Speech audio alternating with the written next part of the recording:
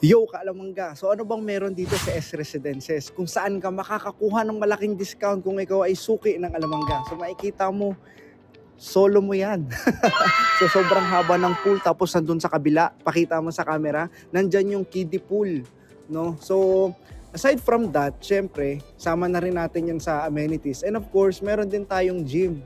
Pwede mo na rin siyang gamitin. So kung pagod ka na magtrabaho, pagod ka na, stress ka na, dito, marirelax ka talaga. Bibigyan ka pa namin malaking discount. Meron kang syempre pamparelax, panghimagas, yung party tray Alamangga natin.